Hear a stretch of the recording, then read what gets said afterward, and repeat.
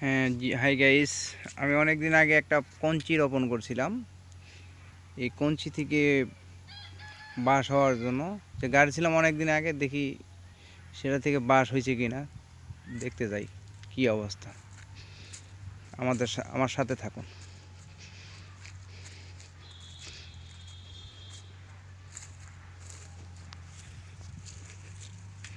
হ্যাঁ, এই সেই গাছ। এই তো চলে আসছি। এই যে কঞ্চিটা কাটছিলাম, এই কঞ্চি থেকে এই যে একটা কুয়া কষি বেরিয়েছে। বাস দেখছেন কত বড় হয়েছে। গোড়া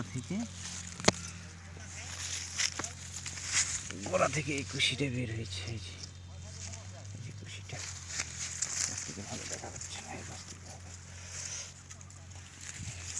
এই যে বাসটা আপনারা ভালো করে দেখুন, এই বাঁশ, আর এই বাঁশের চারা হচ্ছে।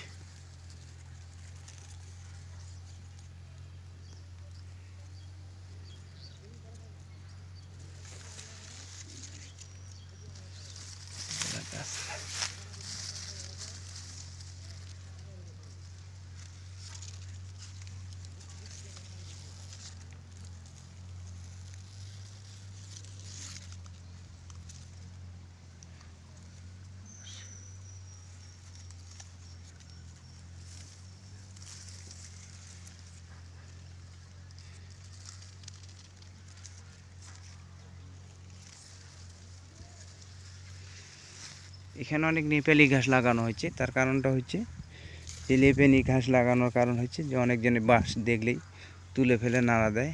গরু ছাগল খাইলে আগে নেপালি ঘাসগুলো খাবে, বাঁশের চারাটা আমার রক্ষা পাবে। এই জন্য নেপালি ঘাসের নিচে আমি চালাকি করে বাঁশের কঞ্চি দেওয়া গাড়ি দিয়েছি, যাতে কোনো মানুষজন দেখলে না তুলতে পারে এবং না নষ্ট করতে পারে। আর গরু ছাগল যদি আসে, সর্বপ্রথম নেপালি ঘাসগুলো খাবে, বাঁশের চারাটা খাবে না।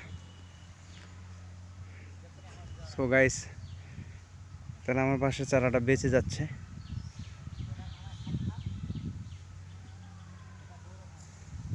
বড় করে নেপালি গাছের বাগান দিয়েছি, বড়। তার সাথে আমি বাঁশের গাছ দিয়েছি। এখানে আখেরও গাছ আছে, কুষার, বাংলাতে বলি কুষার, দুই একটা কুষারের গাছ আছে। ভিতর দিয়ে যাই, এদিকে ঘেরা দিচ্ছি।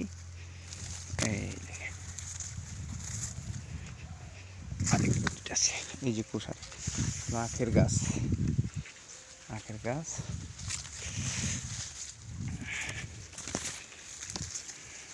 আমার আরেকটা আখের গাছ।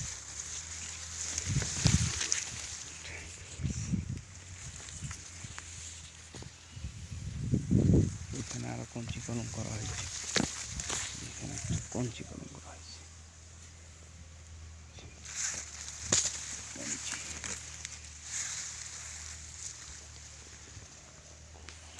এর পরবর্তীতে আমি কঞ্চি কলম কীভাবে করতে হয় সেটা আমি নেটে সুন্দর করে দিয়ে দিব। পরবর্তীতে আপনারা ফলো কমেন্ট দিবেন, তাহলে কঞ্চি কলম কীভাবে দেওয়া যায় সেটা শিখতে পারবেন, জানতে পারবেন।